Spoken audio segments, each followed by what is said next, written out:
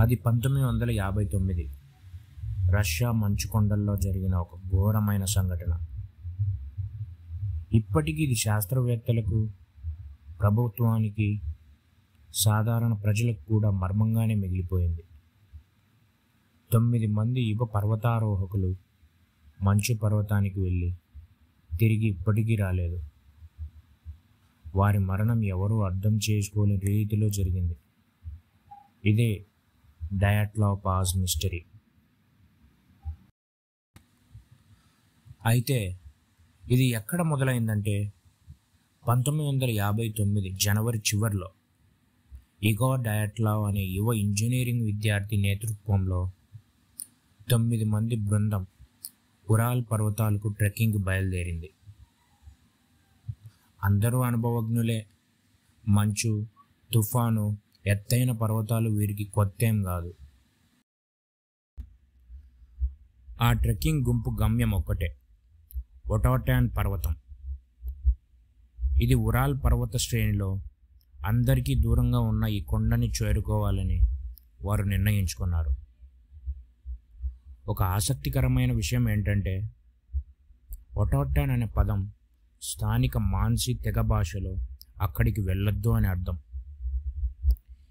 ఇలా పేరు ఉన్న ప్రదేశాన్ని చూడటమే చాలామందికి భయంకరంగా అనిపిస్తుంది. కానీ డయాట్లావ్ గుంపు మాత్రం అది సవాలుగా తీసుకున్నారు. సోవియట్ కాలంలో ఇలాంటి కష్టమైన ట్రెక్కింగ్లు పూర్తి చేస్తే వారికి కేటగిరీ 3 సర్టిఫికేట్ వస్తుంది. ఈ ఒటాటాన్ పర్వతం కూడా అందరికీ దూరంగా మరియు అత్యంత కఠినమైన స్థాయిని కలిగిన కొండగా పేర్కొంది. అందుకే విద్యార్థి హైకర్లు తమ నైపుణ్యం నిరూపించుకోవడానికి ఈ మార్గాన్ని ఎంచుకున్నారు. కానీ దారిలో దురదృష్టం ఎదురైంది. ఒటాటాన్ దిశగా కదిలిన ఈ యువత చివరికి కోలాట్ సైకిల్ అనే మరణ పర్వతం దగ్గరే ప్రాణాలు కోల్పోయారు. వాళ్ళ లక్ష్యం ఒటాటాన్ చేరుకోవడమే అయినా వారి చివరి గమ్యం పూర్తిగా వేరేలా మారిపోయింది.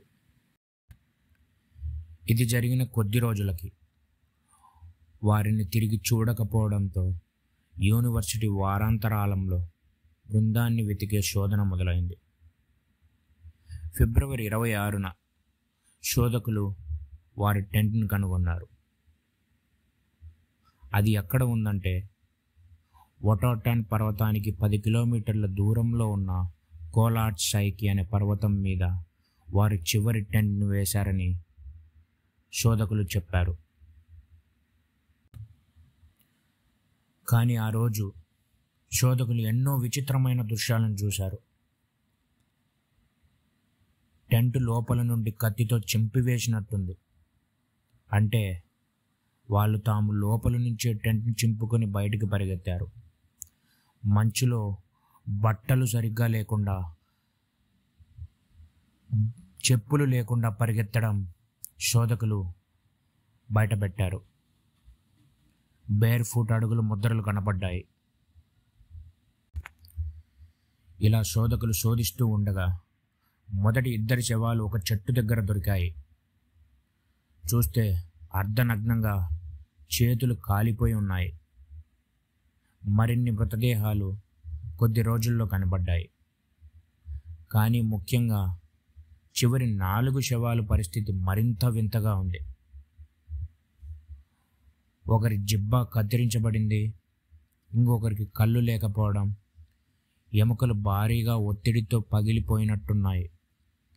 కానీ శరీరంపై గాయాలేమీ లేవు. శోధకులు దుస్తులలో కొన్ని వికిరణ లాంటి కాంతి కనపడ్డాయి అని పేర్కొన్నారు. అంటే వారి దుస్తులలో రేడియేషన్ ఎలిమెంట్స్ కనపడ్డాయి అని వారు పేర్కొన్నారు. ఇది సహజ మరణమా లేక ఏదైనా అద్భుత శక్తుల పనినా అనేది అందరినీ కుదిపేసింది. ఇలా రోజులు గడుస్తూ ఉండగా వారి మరణం అనుసరిస్తూ ఎన్నో సిద్ధాంతాలు బయటకొచ్చాయి. అందులో మొదటగా మంచు విరుగు అని, మరొకటి సోవియట్ సైనిక ప్రయోగమని, మరొకటి వింత శక్తులు అని, గిరిజనుల దాడి అని ఇలా ఎన్నో సిద్ధాంతాలు బయటకు వచ్చాయి. అయినా సరే ఒకరి నాలుక కత్తిరించబడటం, రేడియేషన్ కనిపించడం ఎప్పటికీ ఎవరూ నిరూపించలేకపోతున్నారు. ఇది ఇలా ఉంటే ఆ సమయంలో సోవియట్ ప్రభుత్వం ఈ కేసును చాలా గోప్యంగా ఉంచింది. డాక్యుమెంట్స్ దాచడం, ఫోటోలు కొన్నింటిని మాత్రమే బయటపెట్టారు. దాంతో మరింత మిస్టరీ పెరిగింది. ఈరోజు కూడా ఆ ప్రదేశాన్ని డయాట్లావ్ పాస్ అని పిలుస్తారు. ప్రతి సంవత్సరం వేలాది పర్యాటకులు వెళ్తారు. అక్కడ ఒక స్మారకం కూడా నిర్మించారు. కానీ ఆ రాత్రి నిజంగా ఏం జరిగిందో ఎవరూ ఖచ్చితంగా చెప్పలేకపోతున్నారు.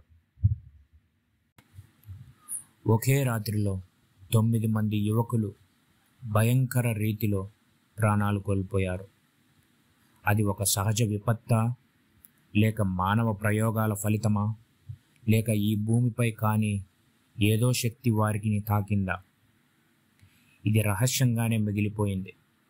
అందుకే డయాట్లావ్ పాస్ మర్మం నేటికి ప్రపంచంలోని అతిపెద్ద మిస్టరీలలో ఒకటిగా నిలిచింది.